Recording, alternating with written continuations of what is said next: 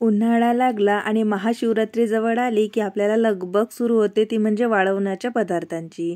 आणि स्पेशली महाशिवरात्री येत आहे, उपवास येत आहे, तर मग आपण बटाट्याचे पापड जरूर बनवतो. आता बटाट्याचे पापड बनवताना बरेच जण त्याच्यामध्ये साबुदाणा घालतात, साबुदाण्याचं पीठ, भगरीचं पीठ घालतात. पण तसं काहीच न करता जर तुम्ही नुसतं प्लेन बटाट्यापासून सुद्धा हे पापड बनवले तरीही अगदी खुसखुशीत बनतात. आणि बरेच जणांचे पापड चिरतात, वाढता वाढताच चिरतात, तळले तर आणखीनच असे फाटतात तेलामध्ये गेल्यानंतर. तर त्यासाठी भरपूर टिप्स मी या व्हिडिओमध्ये शेअर केलेल्या आहेत.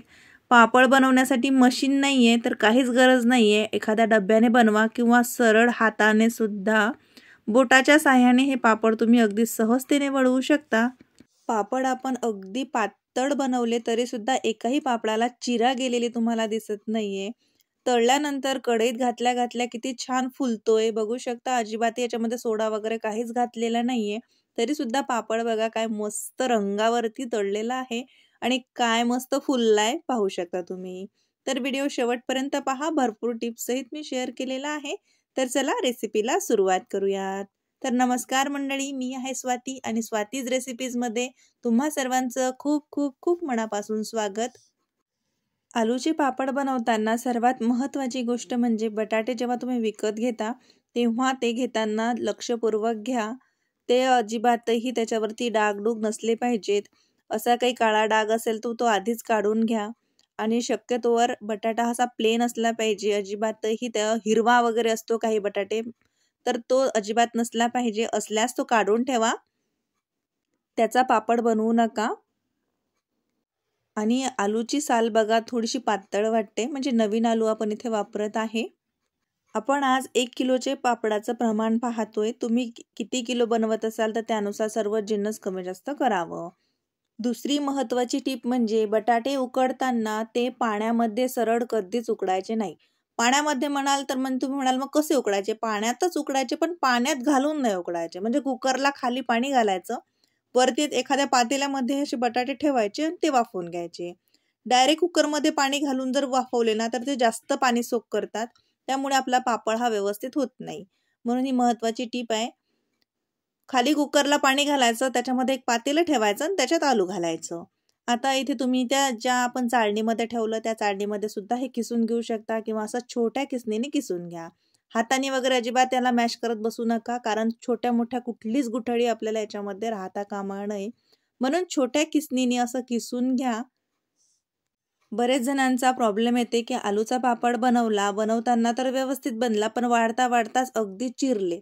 तर त्यासाठी महत्त्वाची टीप म्हणजे हे जेव्हा किसून झालंय त्यावेळेस हाताने छान असं चोळून घ्या. म्हणजे आपण जसं कणिक मळतो ना तसं हे मळून घ्या, म्हणजे याच्यामध्ये सगळा एकजीवपणा आला पाहिजे. हे जे आपलं आलूचं जे सारण आहे हे असं व्यवस्थित स्मूथ झालं पाहिजे. जर असंच तुम्ही याचे पापड बनवायला घेतले ना तर हे बनतात, पण मग वाढता वाढताच चिरतात. म्हणून तसं न व्हावं म्हणून इथे महत्त्वाची टीप आहे बघा. हे असं छान जसं मी व्हिडिओमध्ये दाखवत आहे, जसं आपण कणिक मळतो की नाही तसं हे छान असं मळून घ्यायचं. म्हणजे याच्यात एक स्मूथनेस येतं, एक लवचिकता येतं आणि हा आपला जो गोळा आहे आलूचा तो छानसा स्मूथ होतो. जर एखादं पीस थोडंसं मोठं गेलं असेल किसता किसता तर ते बोटाने छान असं कुस्करून घ्या. अजिबातही ते त्याच्यामध्ये तुकडे वगैरे राहता कामा नये, नाहीतर आपला पापड चिरू शकतो. पाहू शकता मी 1 ते 2 मिनिटं झाले छान याला असं मळून घेतलेलं आहे. आता छान स्मूथ झालेला आहे. आता चौथी महत्त्वाची टीप म्हणजे याच्यामध्ये अजिबातही लाल तिखट घालायचं नाही. तुम्हाला जर घालायचं असेल तर तुम्ही हिरवी मिरचीची पेस्ट घालू शकता, पण लाल तिखट अजिबातही घालू नका. त्याने काय होते, पापडाचा रंग तळल्यानंतर अगदीच लाल होतो. म्हणून त्यासाठी काय करायचं, चिली फ्लेक्स टाकायचं. आता घरी चिली फ्लेक्स नाही आहे तर मग काय करायचं, वाळलेल्या मिरच्या असतात ना, लाल मिरच्या वाळलेल्या, त्या घालायच्या मिक्सरच्या छोट्या भांड्यामध्ये आणि दरदर असं याला वाटून घ्यायचं. पल्स मोडवरती फिरवलं तर असं घरच्या घरी आपलं चिली फ्लेक्स बनून तयार होतं. पाहू शकता काय मस्त दिसतोय. दिसायला सुद्धा उठून दिसतं आलूच्या पापडामध्ये आणि आलूचा रंग सुद्धा बदलत नाही. आता किती घालायचं, तर तुम्हाला किती तिखट आवडतं त्यानुसार घाला. 1 चमचा आपण याच्यामध्ये अख्खं जिरं सुद्धा घातलेलं आहे. चवीनुसार मीठ सुद्धा घातलंय. आता इथे मीठ बघा, तुम्ही उपवासाचं घालू शकता किंवा रेग्युलर मीठ घालू शकता. आता छान असं चोळून घ्यायचं. परत आपण मिक्स करून घेऊयात. बघू शकता काय मस्त असं एक लवचिकता आली आहे याला. हो ना, इथपर्यंत आपण हे मळून घेतलंय. याच्यामध्ये जास्त काहीच घालायचं नाहीये, कारण हे पापड उपवासाला खाल्ल्या जातात, त्यामुळे याच्यामध्ये बाकी काही घालायचं नाही. आता तुम्ही जर उपवासाला कोथिंबीर वगैरे खात असाल तर तुम्ही याच्यामध्ये बारीक चिरलेली कोथिंबीर सुद्धा घालू शकता. पण आमच्याकडे उपवासाला कोथिंबीर, कढीपत्ता असं काहीच खाल्ला जात नाही, म्हणून मी याच्यामध्ये नुसतं मीठ, जिरं आणि चिली फ्लेक्स घातलेला आहे. आणि आता गच्चीवरती आपण आलोय, कारण आपल्याला हे पापड उन्हातच बनवायचे आणि उन्हातच वाढवायचे. आता इथे पाहू शकता, आता तुमच्याकडे अशी जर मशीन असेल ना, हा जे पुरी मेकर म्हणतात त्याला, हे जर असेल ना तर पापड पटापट होतात. नाहीये, काहीच गरज नाहीये. त्याच्यासाठी सुद्धा पुढे मी तुम्हाला सांगितलेलं आहे. पहिले आपण पुरी मेकरने बनवून बघूयात. तर काय करायचं, असा एखादा प्लेन साडीचा वगैरे कागद असतो की नाही, छान असा प्लेन मेन कापड येतो, कॅरी बॅग म्हणू शकतो आपण याला, ते घ्यायचं आणि याच्यामध्ये असं ठेवायचं दोघांच्या मध्ये. त्याला थोडं तेल लावून घ्यायचं आणि हलक्या हाताने प्रेस करून असा हा पापड बनवून घ्यायचा. पाहू शकता तुम्ही, मस्तच. आणि 2 पेपर असं वेगळे केले की ज्या आपल्याला पॉलिथिनवरती हे टाकायचं आहे त्याच्यावरती असं हलक्या हाताने चिपकवायचं आणि हलक्या हाताने काढून घ्यायचं. अगदी सोपं आहे. जिथे काही जाड वगैरे वाटत असेल तिथं बोटाने व्यवस्थित सेट करून घ्या.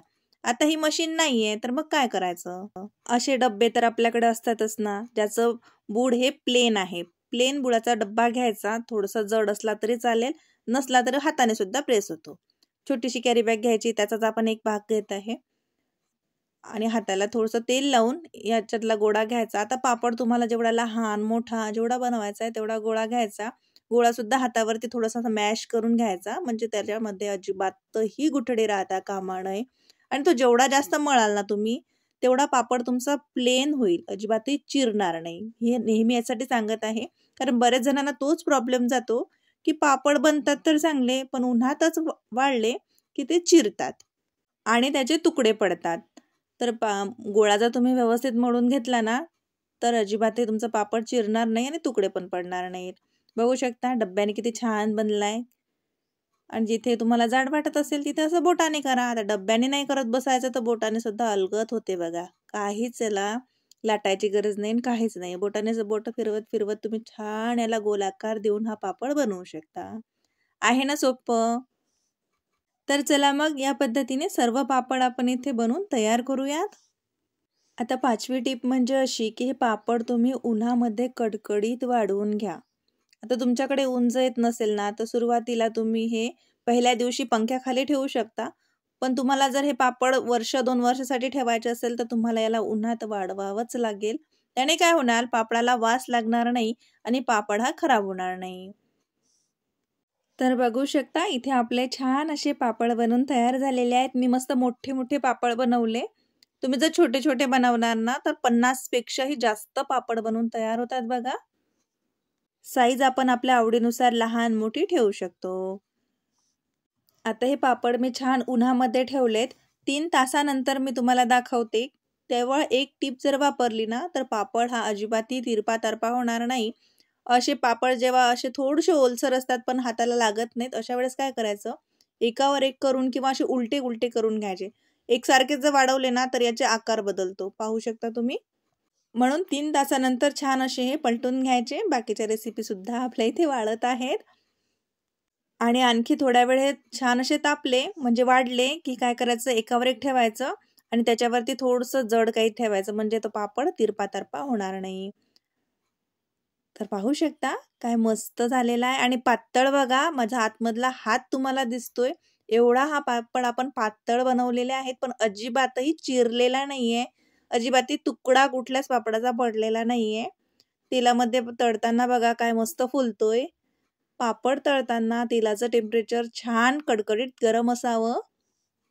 पापड तळल्यानंतरही लाल वगैरे झालेला नाहीये, बघू शकता तुम्ही. सुरुवातीपासून शेवटपर्यंत सांगितलेल्या सर्व टिप्स तुम्ही वापरा, म्हणजे तुमचे पापड सुद्धा असेच छान सुबकदार आणि खुसखुशीत बनतील. कितीही पातळ पापड केला तरी सुद्धा चिरा जाणार नाही, तुकडा पडणार नाही. तर कशी वाटली तुम्हाला आजची आपली आलूच्या पापडाची रेसिपी? आवडली असेलच याचा मला पूर्ण विश्वास आहे. तरी सुद्धा तुम्ही लाईक केलं नसेल तर प्लीज लाईक करा. सोबतच आपल्या मित्रपरिवारात जरूर शेअर करा आणि या पद्धतीने असे आलूचे खुसखुशीत पापड जरूर बनवा। आणि हो, अजूनपर्यंत चॅनलला सबस्क्राईब केलं नसेल तर हक्काने सबस्क्राईब करा, कारण Swati's recipe Marathi YouTube channel म्हणजे रेसिपी आपली आपुलकीची। तर भेटूया नवीन व्हिडिओमध्ये, तोवर नमस्कार।